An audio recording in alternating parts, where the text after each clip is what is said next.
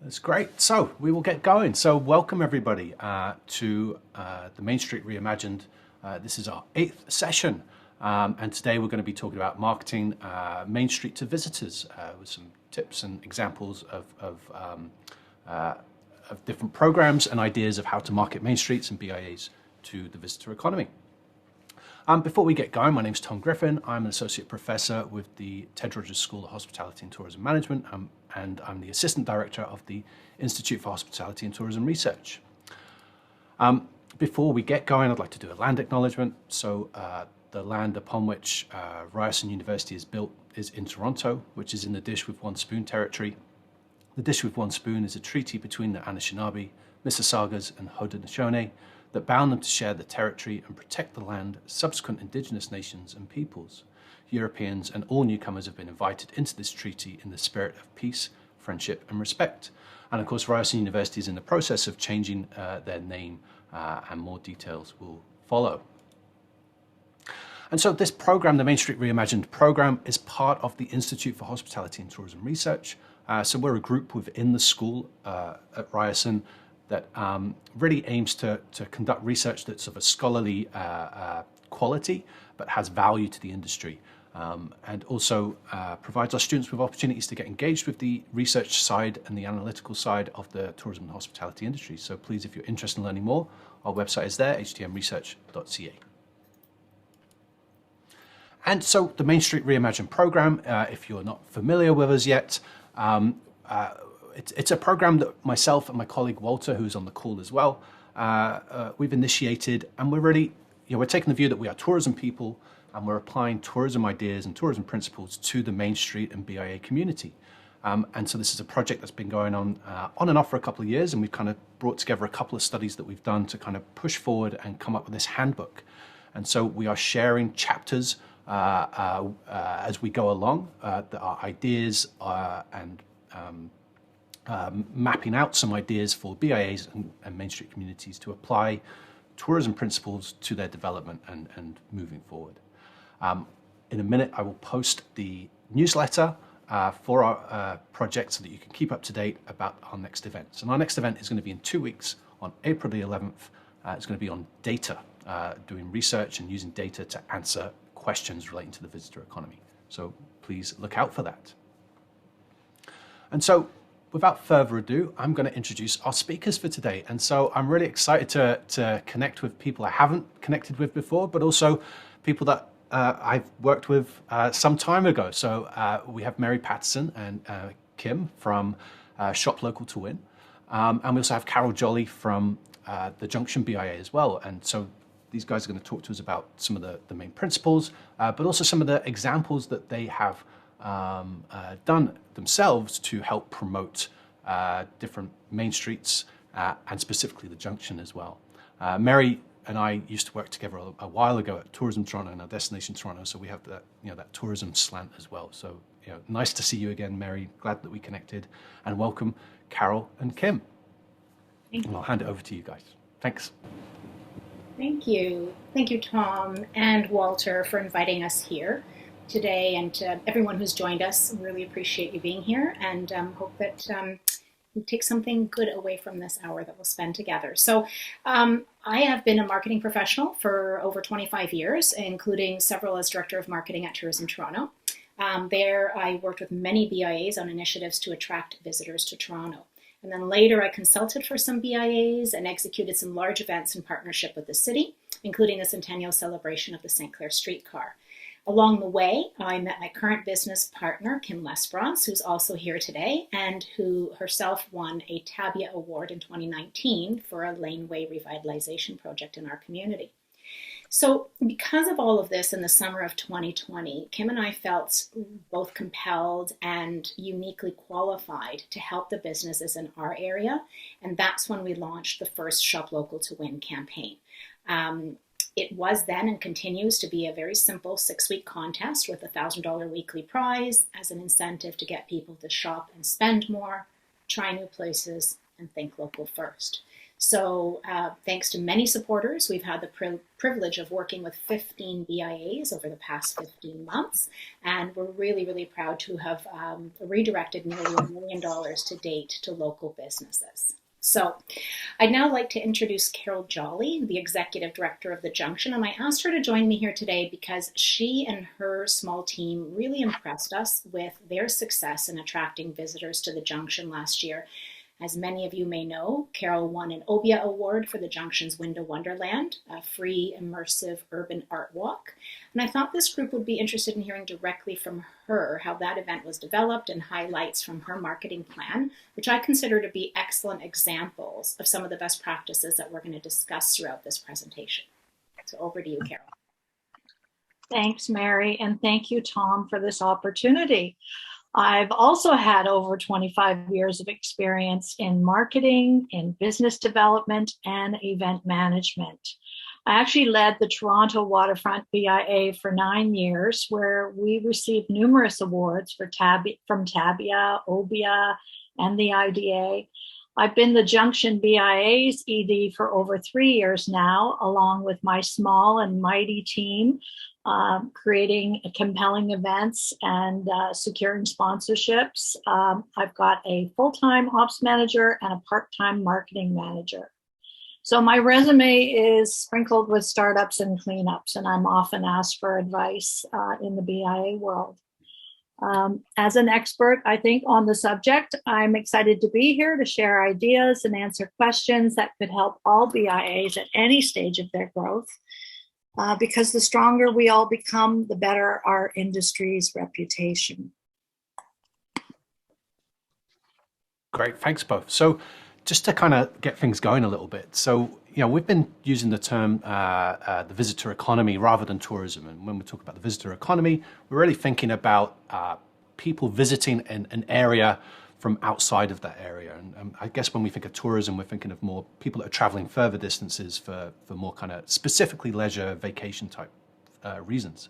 But for many BIAs, many main streets, of course, visitors come for different reasons from different places as well. And so I was wondering, to kind of get things going a little bit, why do you think BIAs and main streets should market to visitors? Like, what's the reason and why?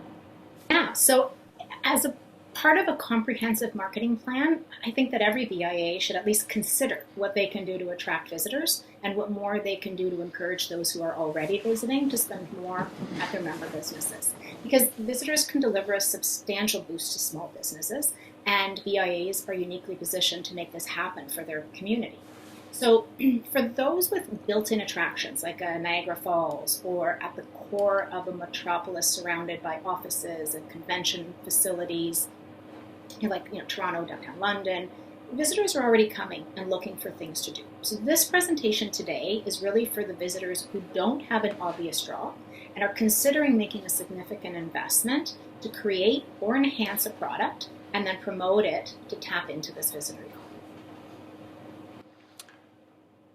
Mary, we just had a comment. I wonder if you could perhaps talk a bit closer to your microphone. It's a little bit faint at times. Okay, thank you. Thank you. And so, that the distinction, we've in our sessions we've talked about the distinction between some different types of visitors, and in talking with you in preparation for this session today, you made a distinction between active and passive visitors, and I wondered if you could, it's an interesting idea for me. I wonder if you could tell me a bit more about that. Yeah, I mean, we talked a lot, in preparation for this presentation, and given that we only have 1 hour together, I decided to focus on active visitors and what BIAs can do to attract those that we call active visitors, day trippers, and tourists. Which isn't to say that there isn't a lot of potential upside for BIAs to explore initiatives to keep employees around after hours, or to encourage conference attendees to explore a little further or stay a little longer. But that's the area that we decided to focus on for today. And in the interest of time, I'll say up front that, we're also not going to focus too much on specific ideas for product development, but instead we want to focus on how to decide among all the options that BIAs have to activate their BIA to tap into the visitor economy. Because I know that you probably have lots of ideas or are presented with lots of opportunities all the time. So now it's a matter of how do you decide what's right.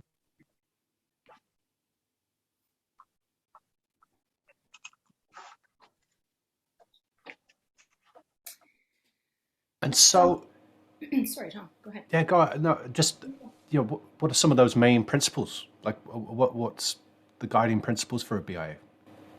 So we think it's really important to consider how any new initiative that you're thinking about doing will complement your BIA's existing marketing goals and activities, short and long term.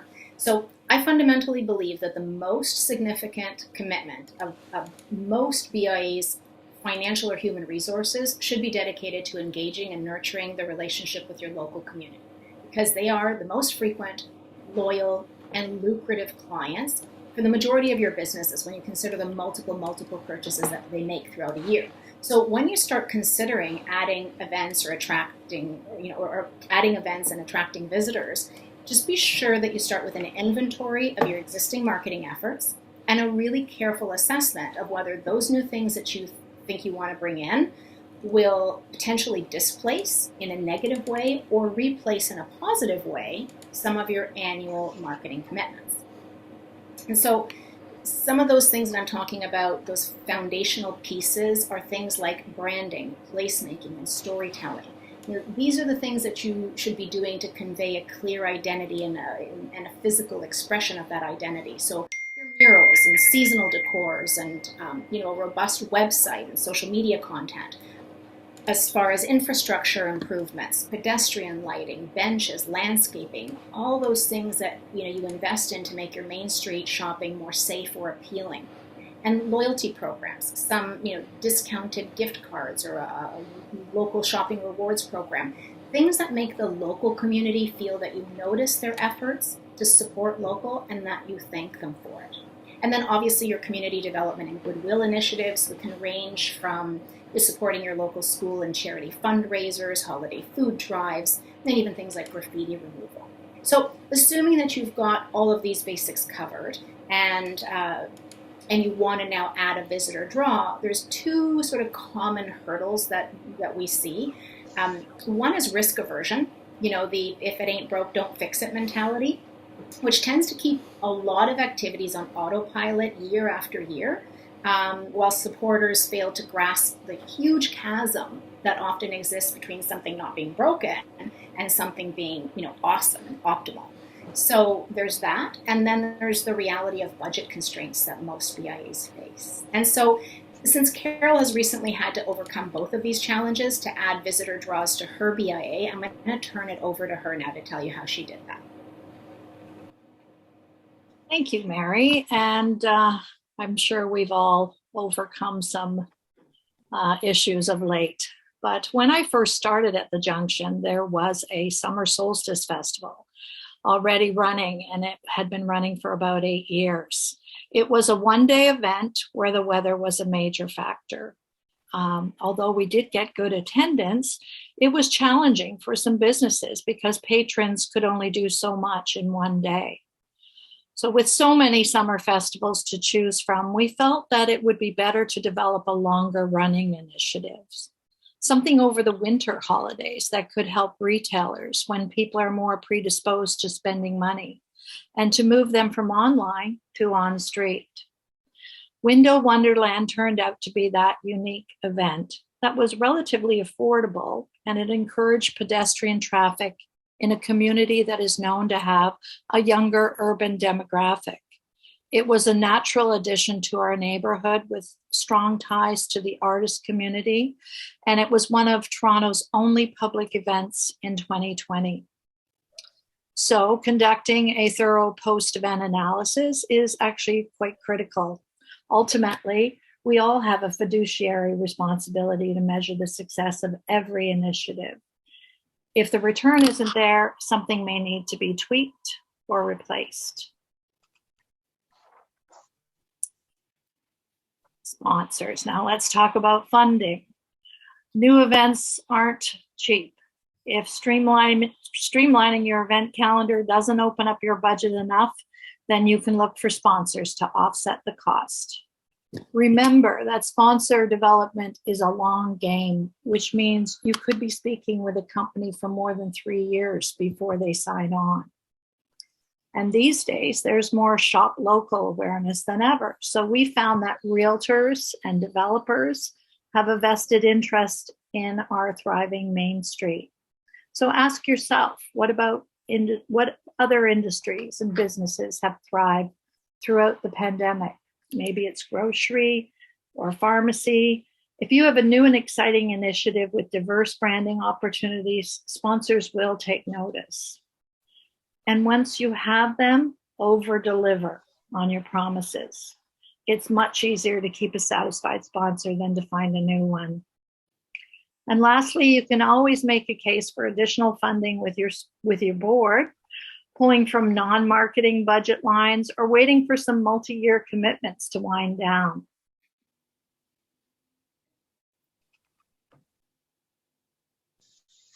So I find that really interesting. We kind of talked a bit about this, Mary and I, a couple of days ago, and something that came up in that conversation that you're touching on is this challenge of the risk, right? Of, so from our own research of speaking to BIAs, the challenge between the BIA staff and the board members, and the challenge of sort of saying we need to do something different and change what we've always been doing, but it's the tradition and the sense of attachment to what's been going on. So I'd be curious to see if that plays out a bit more in our conversations, because I think that's a really interesting topic. And it's interesting, Carol and I were talking about the fact that the pandemic, as awful as it's been, in some cases has allowed things to go on a bit of a hiatus.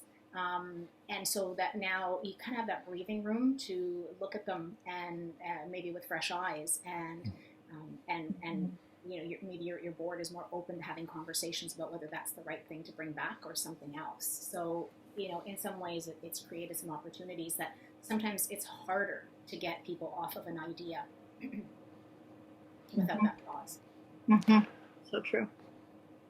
Interesting. So as we kind of move on with the presentation then, so if there is a chance to change things and try new things, what could they be? What should they be? What are some ideas?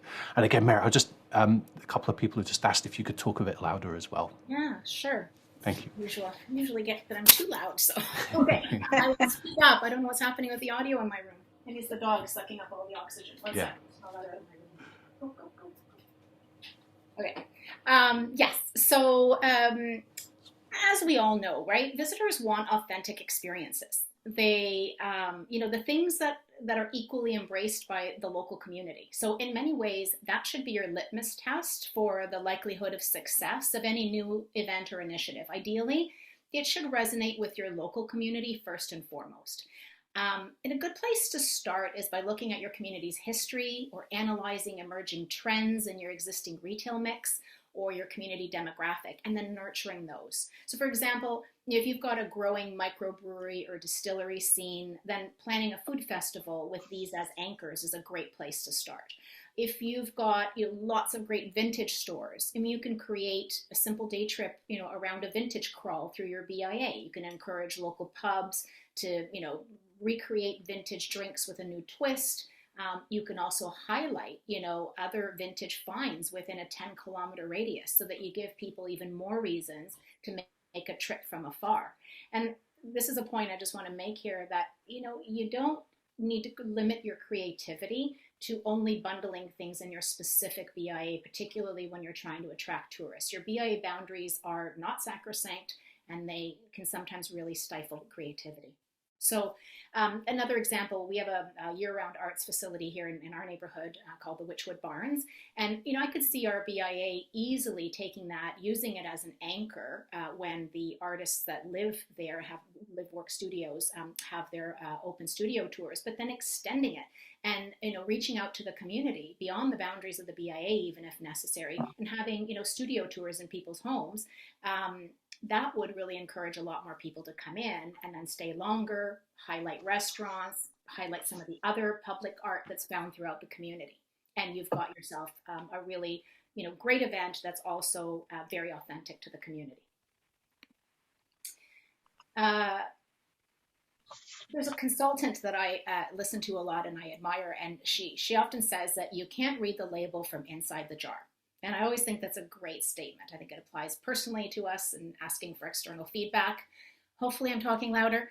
And sometimes, we're just too close to the story we can't see the magic. And so if you can try and get as many external perspectives on what might be a tourist draw, and ways that you can do that, on a budget is just take a look at TripAdvisor. I mean, I did a search for our tiny BIA here in Toronto, and I got 505 nearby attractions. Now, I know a lot of them will probably not be a fit, but I bet you if I looked through that, I'd find some inspiration for things that I could bundle. You can also read reviews of people who visited the area recently and see what they considered to be the highlight of their visit, because you might be surprised by what people take notice of. Then there's your own member base. Carol was just telling me that she's planning to hold block by block summer planning sessions with her members to capture ideas and inspiration from them. And then you can also use your local Facebook community groups and other social platforms to engage with your community. And again, you might be surprised by what's already percolating. And I'll give you an example. I went to visit a friend of mine in Tamworth, Ontario recently. She had just bought an 88-acre farm. And she's already talking about her dream of converting one of the two massive barns into an art center to showcase the work of local artists and artisans. Now, if she does that, the BIA could bundle her new attraction with a few other things and something called the Salvage Garden, which is this great architectural salvage store just 5 kilometers away. And with that, they could create a really interesting day trip to the greater Napanee area for Torontonians. And I apologize for all of you that are on this call from far away. I don't have a lot of experience outside of Ontario, so I wasn't able to pull in a lot of references that are sort of outside of Toronto, but I hope that, they're clear enough to be replicable, wherever you are. So anyway, those are some ideas.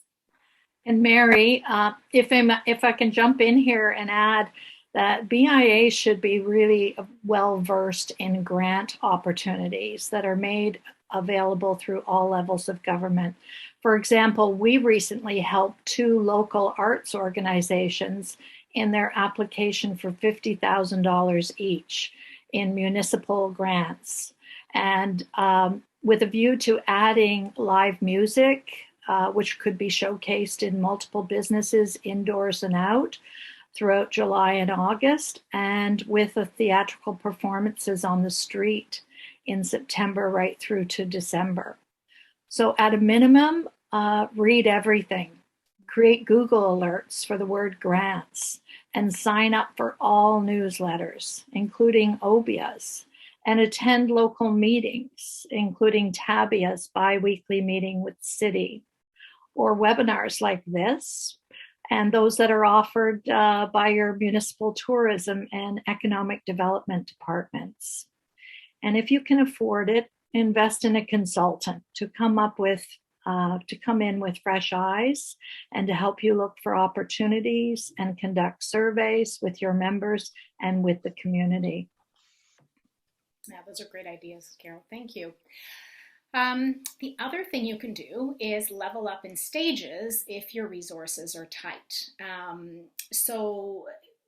First of all, it's a great way to mitigate the risk. So if you make a mistake, they're not so big or so costly. And secondly, it allows you to observe your audience and optimize your product and your marketing initiatives accordingly. So to attract tourists, there are many things you could do. I'm just going to focus on 3 sort of broad categories today. One is, creatively packaging existing product. 2 would be to create a unique event on your own or turn an existing event into something that's really destination worthy, or become the host of a turnkey event or promotion. And I'll just give a few examples of these things. So earlier on, when I was talking about leading with authenticity, I included some examples of creatively packaging things that are already in your BIA. I'm just going to share one more. Roncesvalles last summer created a family fun day trip, and all they did was combine a family movie at their independent review theater.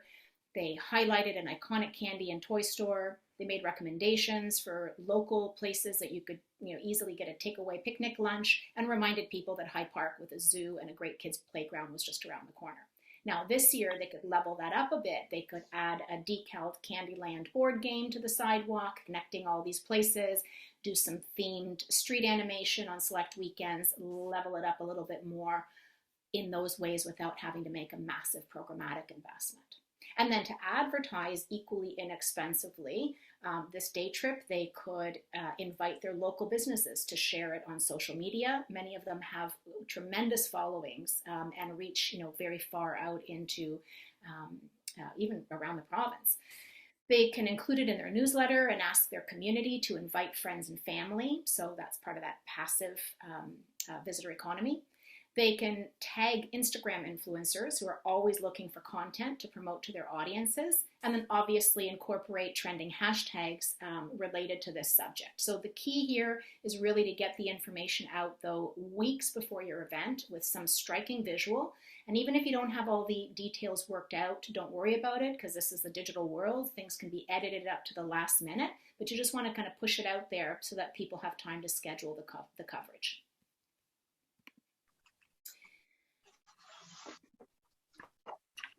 Yes, and as I mentioned earlier, we studied post-event survey results from the Solstice Festival, and we became convinced that we could do better in 2020. So we developed Wonderland, an interactive outdoor gallery of murals featuring 10 unique augmented reality installations by 20 local artists. Taking place over the holiday season and being outdoors, it was COVID safe. Visitors see the artist's creation come to life by simply pointing their phone cameras at the large-scale artwork displayed on our shop windows. Ultimately, we introduced a brand new event, and visitors spent more money than they had at the Solstice Festival. And having attended Windows Wonderland this winter, I can attest to what a success it was. I also happen to know that it was an enormous undertaking for Carol and her team. So another option is to look for turnkey events that are already a proven success elsewhere or looking to expand. So for example, downtown London's Festival of Markets was an event that was fully created and delivered by a company called Curated by M.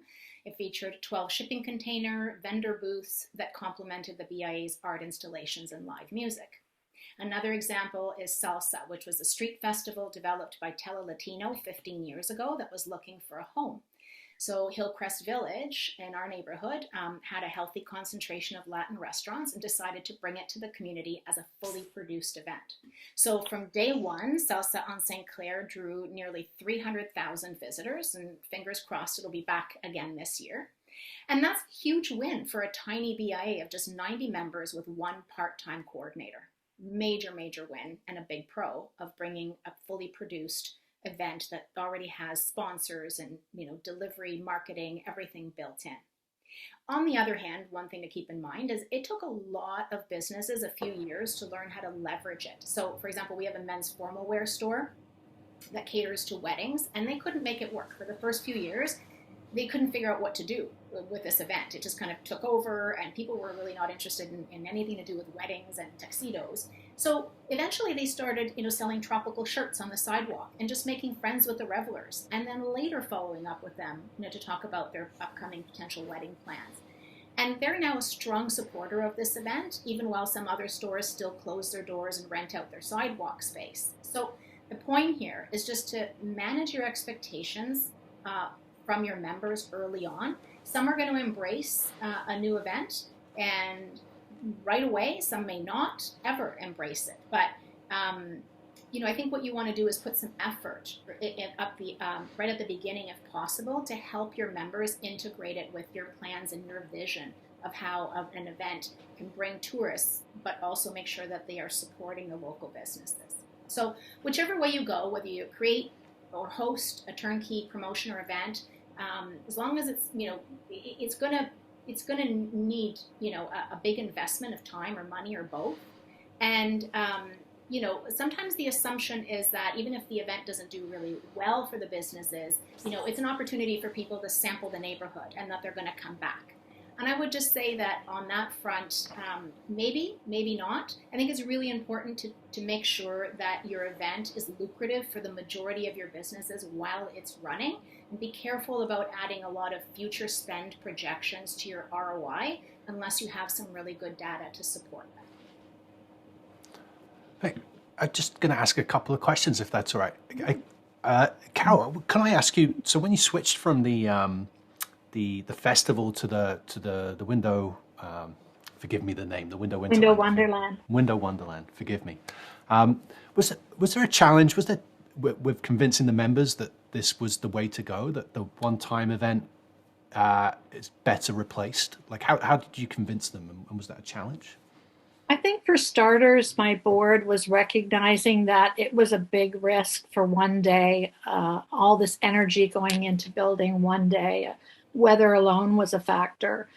And then, of course, the decision was made in the first year of COVID. And I always say COVID is the gift that keeps on giving, because we needed to get people outside in the wintertime on the street. And, after doing some research, discovered an event similar to Window Wonderland taking place in Calgary that really was embracing the digital age with its augmented reality aspect. So we, in fact, reached out to them as consultants. And I think back to the board, it's just really important that there is strong trust between the board and the executive director.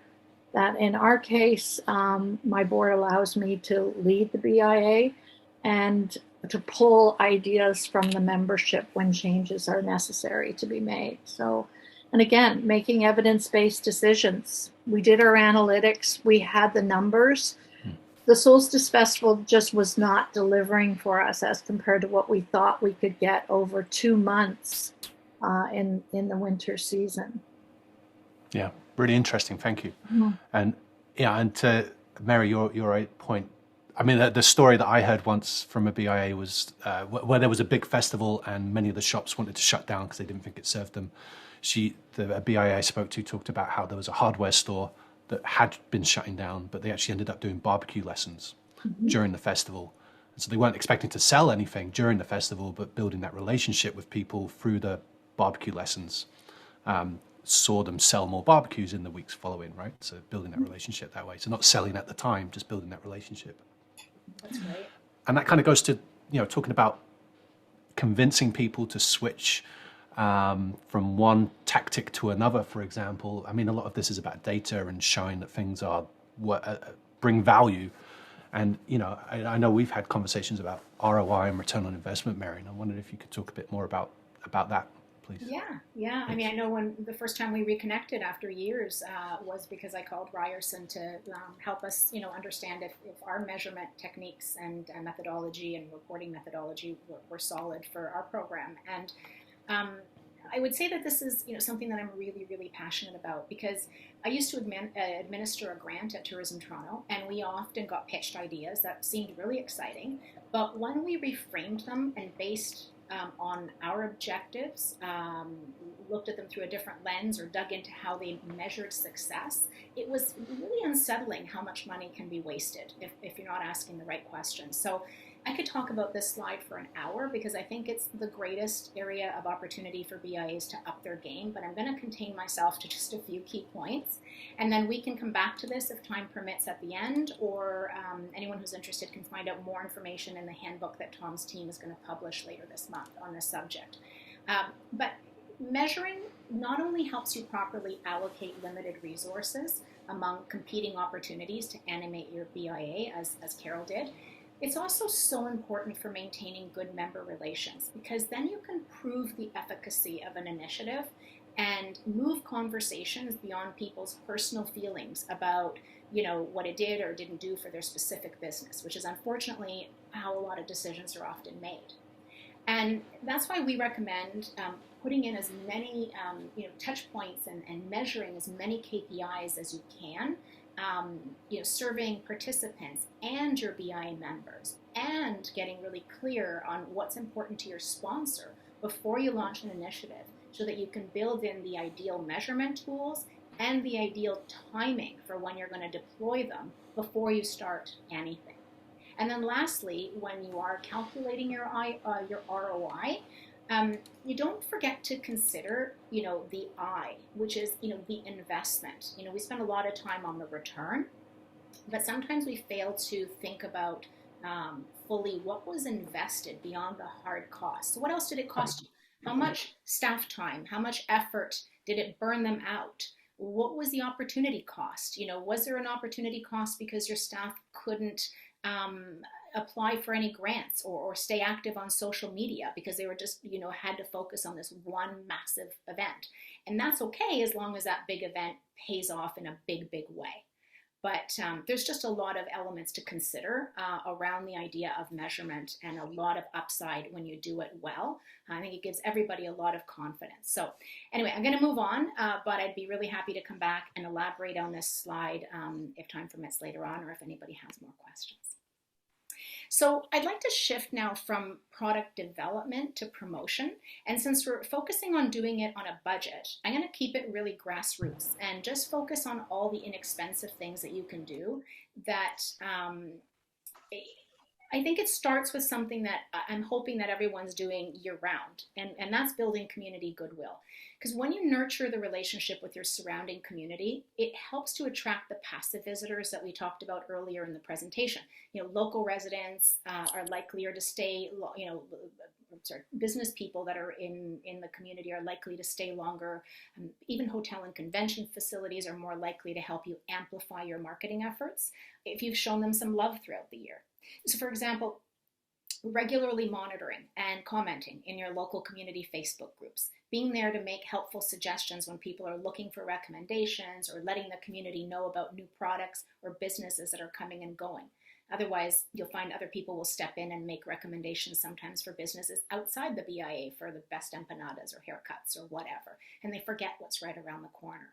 So, hopefully you've also found a way to thank your community for shopping locally with some kind of a reward program, as we talked about earlier, and then raising people's consciousness about the value of supporting local by pointing out who's responsible for all the seasonal decor and popular events and benches and even graffiti removal and extra garbage pickup, things that the community really appreciates. How are you letting them know that all of these things are thanks to the small businesses that they support?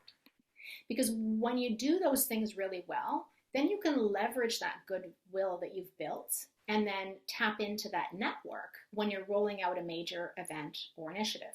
So going back to the social groups, for example, if you've been active, it's really easy to then go and ask the administrator to promote your event in the local community group and encourage the local people there to invite their friends and family.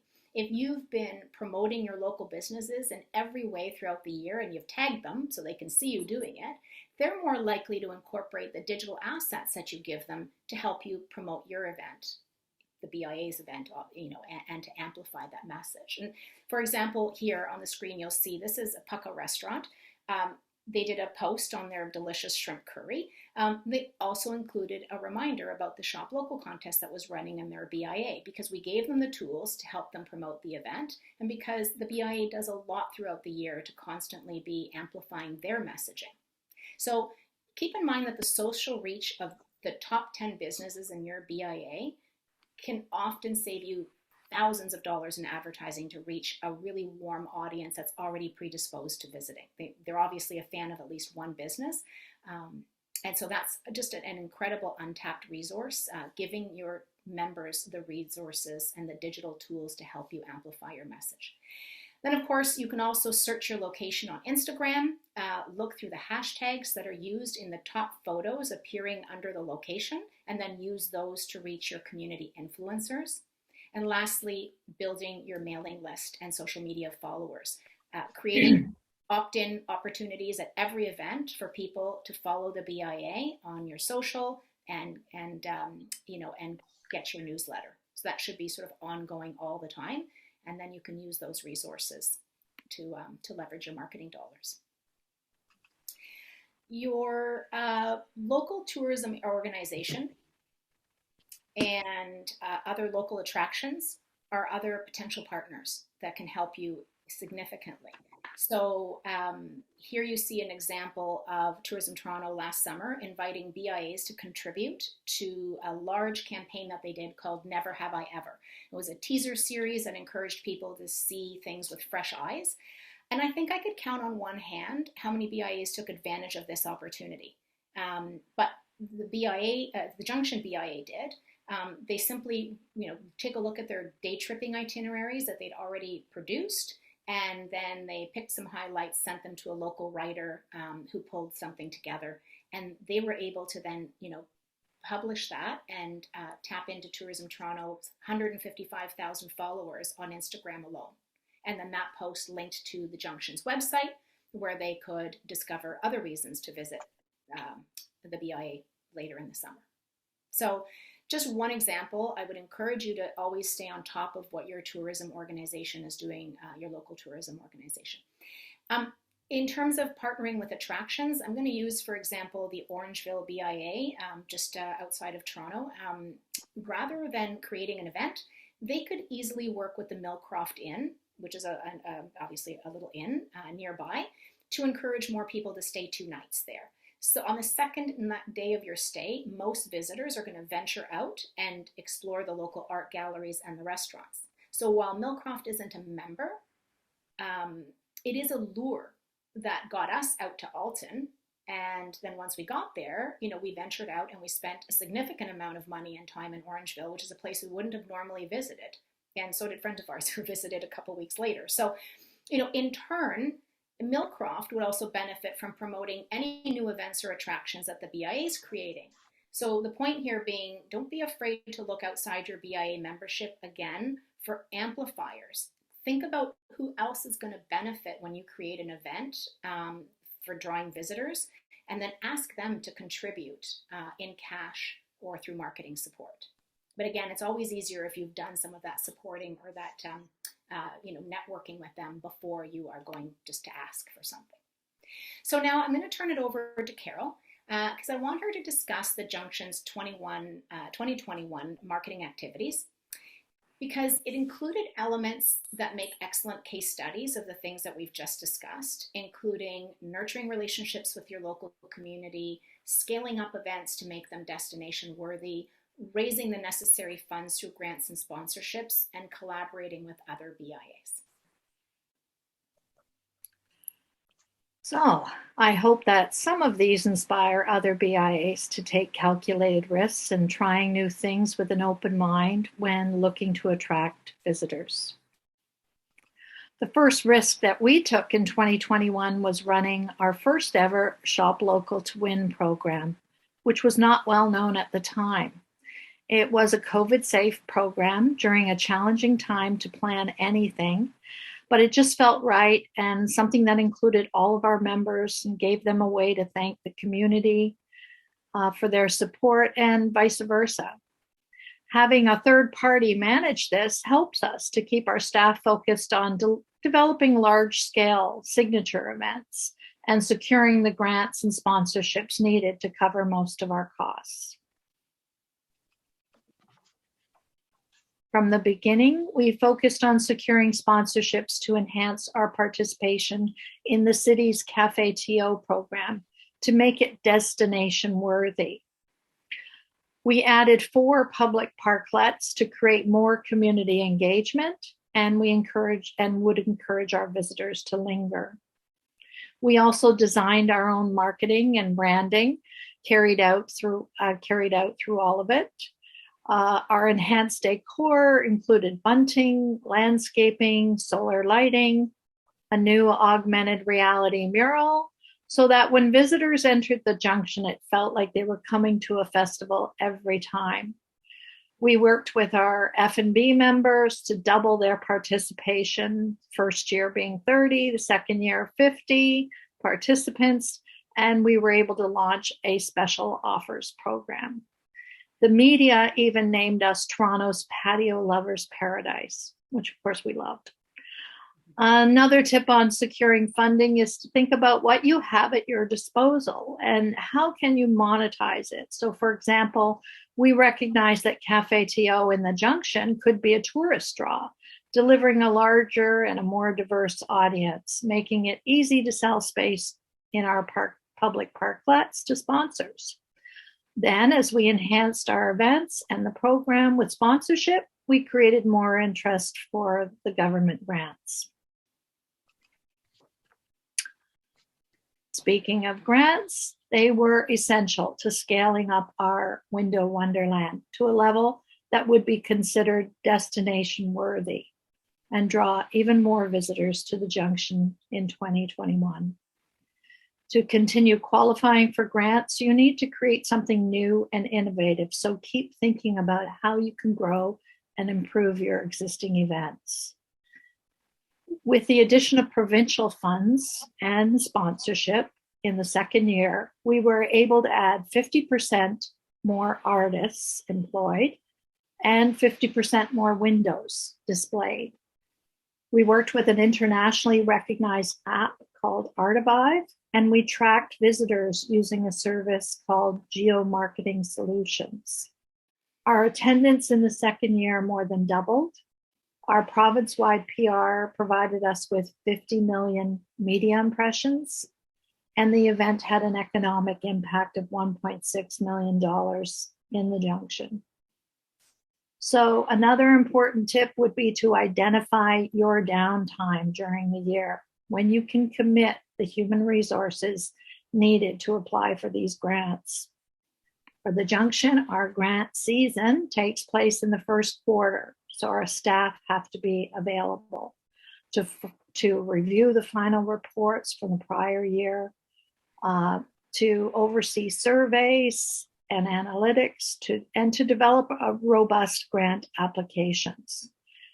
If you work 100% on executing initiatives year-round, you'll have no time to lay the groundwork for something special.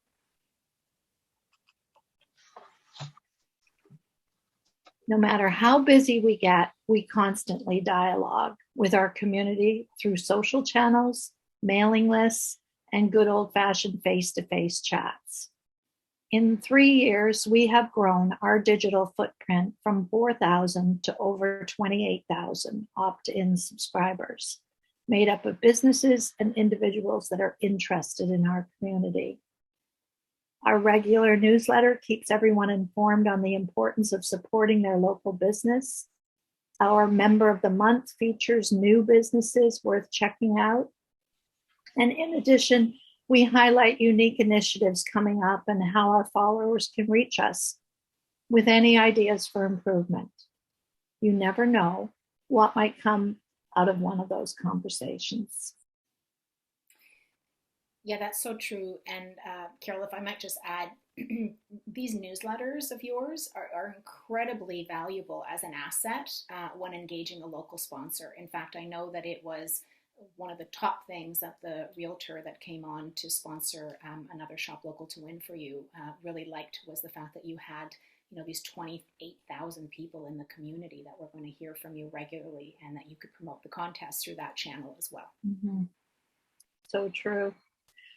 And lastly, on the subject of collaborations, Shop West TO to win, which we produced later in the year, was not even something that we actively were pursuing. And per Mary's comment, it came to us after a local realtor saw the success of the first contest in the spring.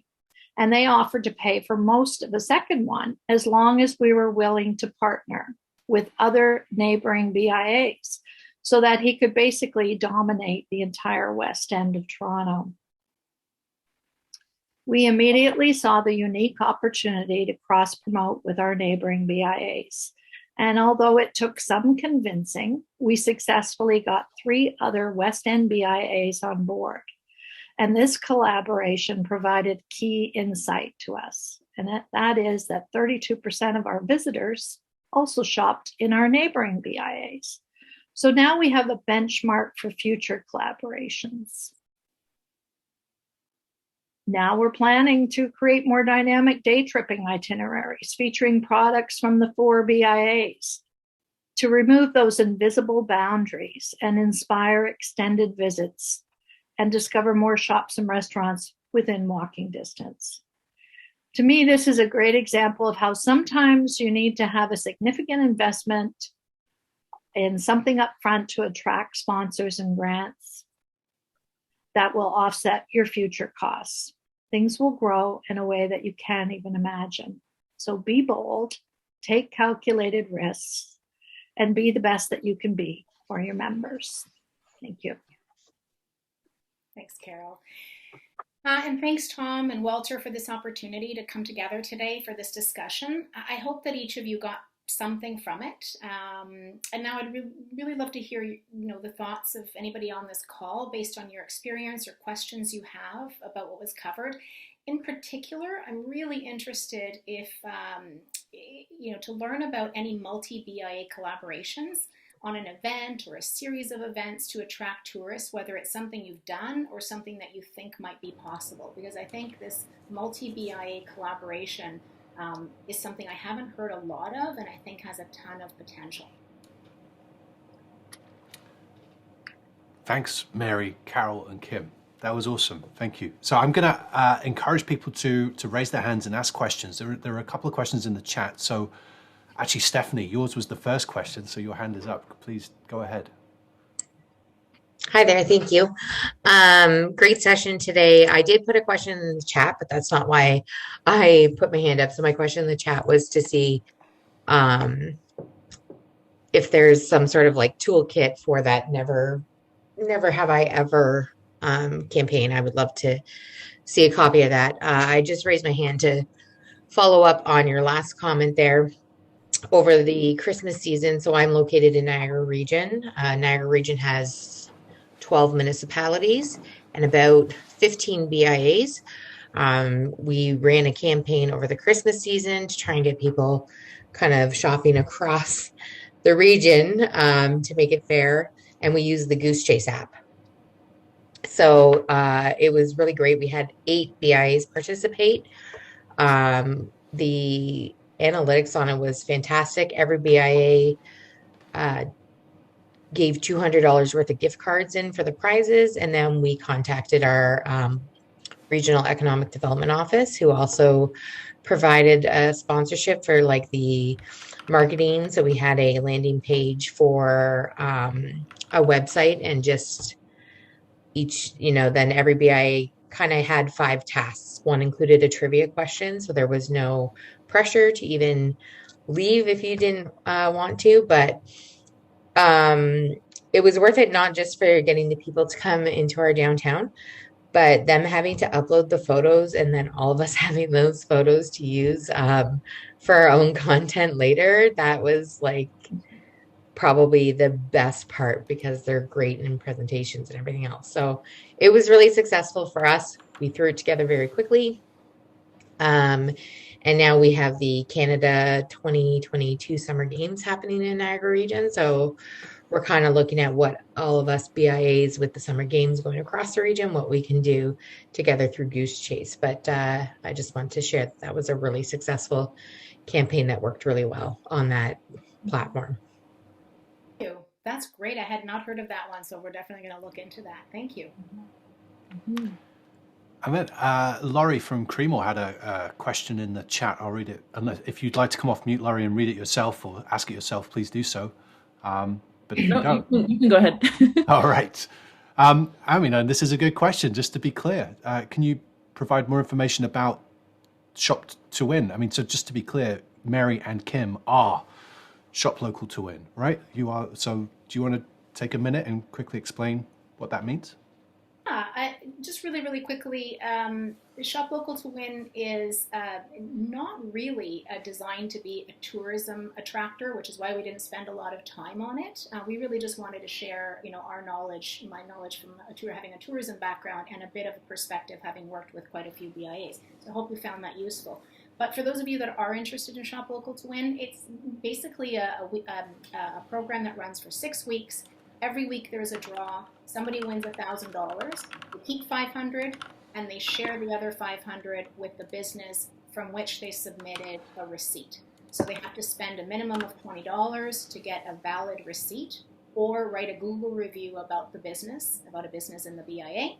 Every week there's a draw, and then at the end there's a grand prize. And what we tried to achieve and do achieve through this program is I guess 3 main things. One is obviously encouraging people to support their local businesses more with an incentive, because we keep hearing shop local, but sometimes you just got to give people that little extra incentive, because it is so easy, right, to order things off Amazon. So what gets me to make that extra effort to go down the street? And what the program does is it gets people to shop and spend more, encourages them to try new places, And then through the campaign, we do a lot to work with the BIA on educating people about, as we talked about in the presentation, making sure that they know that a lot of the things they love about their community are as a result of the businesses, so that we're changing people's long-term behavior because they really appreciate the value of supporting local. And what it also does, obviously, is for those 6 weeks, is it gives small businesses a bit of a loyalty program, a way to say, come back, because every receipt is another entry, and thank you so much for supporting me. So those were the goals. And one of the nice things I'll just end up saying is just that because every business in the BIA it participates automatically, everything from corner stores to fine dining restaurants, BIA is really like that because it provides a really sort of democratic thing, not something that's just focused on restaurants or just focused on a particular vertical, but something that supports every business in the BIA for those 6 weeks. And you can find out more just by Googling Shop Local to Win. I've just dropped the link to your website in the chat, so please take a look at that. And and I'll actually push back a little bit, saying that although I guess when you look at Shop Local to Win in one BIA, run by one BIA, perhaps the visitor economy isn't the major focus. But when you're moving into these kind of multi-BIA relationships and partnerships, I think that's absolutely a great way. So presumably, if you buy a ticket, is that encouraging people moving from one main street to another to shop around a little bit? Is it doing that already, or is there a way to tweak it, to incentivize it, to encourage people to move around a little bit more than they might? I think when we did the Shop West TO campaign, it really did feature all 4 neighborhoods, and a lot of the social reminded people that you could shop at any of these 4 neighborhoods and upload your receipt to enter the contest every week. And then we did collect data for each specific BIA, but the beauty of it is that we all know that we can't find everything we're looking for all the time, in our one neighborhood. So in order to keep people engaged, this gave them a lot more retail options. And so it just elevated the whole program. And then Carol had the idea of adding day trips and day trip itineraries so that it gave people lots of reasons to come across town. So now we gave them specific things to do in the West End, and the contest was a bonus. So it did inspire the creation of the day trips, which was wonderful, because then we had the day trips ready to go to plug into the Tourism Toronto campaign. So I would say, if anything, it's always just the idea that, everything you do, you find that then there are other opportunities to repurpose or reuse things. So the more that you just get out there and do things, the more opportunities that you can take advantage of. Yeah. That's great. And what I loved about Shop West TO, not only was it one of 3 Shop to Win campaigns that we ran last year, but it was interesting. The grand prize winner came from outside of all 4 neighborhoods. So Mary and Kim were able to track exactly where people were coming from and where they were shopping. They came from the Distillery District, which was thrilling to know that we brought them from right outside of all 4 neighborhoods. So we're getting that movement and that strength in partnerships of all of us accessing all of our audiences, including the main sponsor, a realtor, had a huge following and did a great job of marketing the event. So it was good. Great. Oh yeah, and just on that point, I want to say one other thing is that, when you go searching for sponsors, I know most of the time you're just thinking who can bring money, but thinking strategically about what else a sponsor can bring to the table is so important. And, for this campaign, having a realtor sponsor was amazing, because that realtor used this as content, and then did direct mail, magazine advertising, and even what did they do? I don't think they did radio, but they did a lot. They probably put in another $15,000 to $20,000 of value, amplifying the messaging, because it was to their benefit. So think also about what a potential sponsor can bring, and choose your sponsors, and you go after the good sponsors that are a good fit. Mm-hmm. Great. So I'm just aware of the time, so I'm just going to say before people need to leave, to Mary, Carol, and Kim, thank you so much for your time, and you've put a lot of effort and thought into this, and tons of great tips and pieces of information.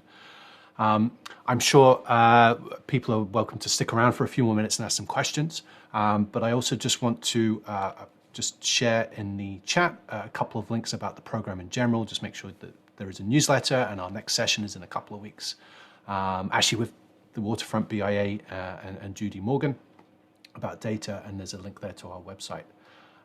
So if you do need to leave, we completely understand, and thank you for your time, and it's been lovely to see you. But if you want to stick around and ask some more questions, we can stick around for another 10 or 15. Well, I can stick around for another 10 or 15 minutes or so. But yeah. So Adrian has asked, can you share the AR app, the augmented reality app that you use for the window campaign, Carol? The name of the app is called Artivive, and they're in Vienna, Austria. Right. Artivive. There we go. I just found it. And it was good. It was successful. Excellent. Yeah, 100%, which is so important. When you're standing on the sidewalk in the middle of the winter and you can't get your phone to work, that's a problem. So we're very happy with them. And they're obviously very arts oriented. They, in fact, managed our Call for Artists, which became an international search. And as you could imagine, the media picked up on that as well. So our animators came from all over the world. That's great. Yeah. Walter. Yes. First of all, Carol, Mary, and Kim, it was great. And I just wanted to underline Tom's comment that we were incredibly impressed by how much work you put into it for today. So we very much appreciate it. I had a couple of questions. I noticed, Carol, that when we were looking at your various campaigns and things, that I think in one instance you identified that you were a BIA. The rest of the time it was just the junction. Is that a conscious thing, or do you find that putting BIA really doesn't help you a lot? Outside of this group, I don't think it really does help a lot. I mean, I refer to the junction as our neighborhood, and maybe it's not thinking big enough, but it's the Toronto junction. But BIA, no, it doesn't. I mean, even our website is Toronto Junction. The BIA word doesn't really carry a lot of clout that I have found. And I think we all speak about our neighborhoods more than the BIA, in that Toronto has 85 BIAs in 85 different neighborhoods. So I just probably have been saying it a long time and just refer to it as the junction. Yeah, that's interesting. I mean, that's something that we also found, is that often the fact that you're a BIA is important in terms of organization, funding, but to the consumer is not very relevant at all. No, and when we're speaking to the consumer and we're thinking about the resident base and the worker base, there's so much that goes into establishing our neighborhood, and it's so much more than just representing those businesses. We're building our community, which is the junction. That's fantastic. I think we should say that more often, that it's more than just that strip or that area. That's very useful. We'll reflect that in our ongoing work, because I think that's important. Thanks, Carol. I think it was you, Carol, that talked about opportunity costs. Am I right? Was it? I don't think so. Okay, maybe it was Mary. Somebody did. Anyways, can you say just a little bit more about that? Because I think that's a really important part, is that you may expend all your resources on something which doesn't give you the same return or whatever that you're looking for. So can you say what you understand by opportunity cost? Yeah, what I was referring to there is exactly that. Is that, every decision we make to do something means we're not doing something else, and I think it's really, really important just to think carefully about the resources that it takes to do something, whatever you decide that you want to do, and be very realistic about what's going to be involved in getting that executed, and making sure that it doesn't end up costing you, in a way that that has a long-term negative impact. So I was talking about, if you decide to do the biggest event in the world, and you don't have enough staff, but you're going to work them to death. Well, unfortunately, that is an opportunity cost too, right? That they might leave you, and then you've got to replace all that institutional knowledge and get people up to speed. But also just the fact that if you're putting all your energy into one thing and you're not doing the other, as Carol pointed out, could be really important things like applying for grants. So Carol makes a very concerted and disciplined effort to make sure that no matter how exciting something might seem in the first quarter, she doesn't do it if it takes a lot of her staff resources, so that she can really keep them focused on the things that are going to deliver a great ROI down the road. So those grants and those sponsorships that help to make programs just better all around. Mm-hmm. So that's what I was referring to, but maybe if other people can think of other examples of opportunity costs, I'd be happy to hear. Mm-hmm. Mm-hmm. Tom, just one final question. Do you find that your retailers are willing to share with you about the success of one of your events or something you're doing? In other words, I found the work I do that at times they may not always want to share with you that it's been really great for whatever reasons it is. Is that something that you've encountered? You don't have to tell tales out of school here, but how willing are your retailers to open themselves up to saying it was great, business increased 20% or whatever would happen? We don't really get that from the retailers. I hear what you're saying, Walter. I never have in 13 years in the BIA world. That's why when we do a post-event surveys, we always poll the public more specifically and say, for example, what did you spend from the moment you left home? And then we have those statistics to actually prove our economic impact. But interestingly enough, if we just asked our retailers, did this actually improve your business? They often say no. Yeah. And because nobody seems to understand that what would it look like without it. I often say that during COVID, what would the Junction have looked like without a cafe TO or without a window Wonderland? I don't even want to begin to think about it, because we feel confident in the impact that those events have had on our community. But you're right. We ask our retailers and our restaurants, and inevitably the response is low. But we know different, and that's what really matters to us. Mm-hmm. Yeah, really important point. Yeah, and Walter, what's interesting, just quickly on that matter, is that it's interesting because we do a survey with our BIA partners, and we ask the members, about Shop Local to Win, and it's interesting because we'll ask them a question like, do you feel that the contest, led to more spending at your establishment? And then you get, something like, 65 or 75%, which, that say yes, which is great, but it's not as high. But then you just say, but do you think that it was a good idea? And would you like to see it happen again? And then you get way over 90%. So sometimes it's really difficult, I think, for members to be able to draw a direct correlation between something and a specific KPI, like did people spend more? But if you open up your questioning and you make it more broad and you give them the opportunity to, and even give like open answers, I think it's so important to create the opportunity for your members to give open feedback, not just restricted to the questions you want answers to. Because then they'll tell you that they did like something, because there's reasons why they might like it that are outside of the KPIs that you're measuring. So just something to keep in mind that's really important when you're speaking to your members. Very good advice. Thank you. Jody from Bancroft is asking in the chat, Carol, would you be willing to give an idea of the cost of your Window Wonderland augmented reality initiative? Let me pull up a budget. I haven't thought about it for a while. We did it for 2 years. There's a lot of moving parts because, of course, as we're fundraising, we're adding that into the budget. We start with a pretty low number that the board approves to say that this is the least that we're going to do it for if all else fails. And then we work hard at getting grants and getting sponsorships. But let me see if I can pull that up for 2020 to give you some idea, if you don't mind. Yeah, sure. And while we're waiting, does anyone else have any questions or comments they want to ask the presenters today?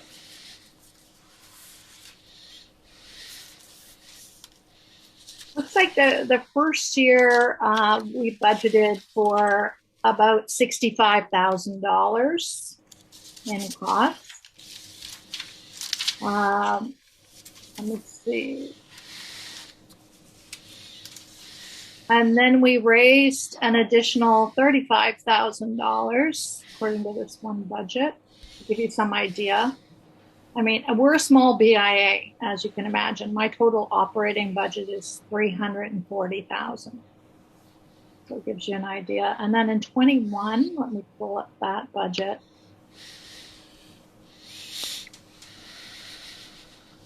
Yeah, well, 21, this past year, we did exceptionally well with government grants and sponsorship, as I was describing. Our budget was $140,000 in the end.